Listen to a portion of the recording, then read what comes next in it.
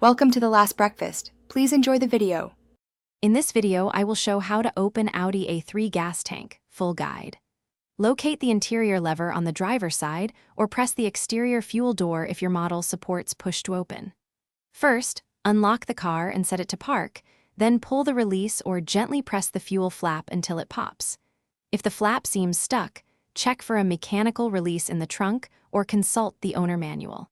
Open the fuel door, then grip the fuel cap and turn it counterclockwise to remove. Keep it in the holder if provided. Inspect the rubber gasket for any cracks or dirt that might cause a leak or trigger faults. After fueling, screw the cap back on until you hear 1 or 2 clicks to confirm a tight seal.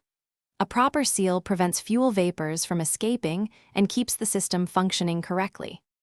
If the fuel door is stuck, first confirm the car is unlocked and try the interior release again while someone else applies light pressure to the flap. Gently clear ice, dirt, or debris from the seam with a soft brush or cloth to avoid damage. For electronic failures, check the fuse related to the fuel door actuator. And if that does not fix it, plan a visit to a technician to access the manual override or replace the actuator.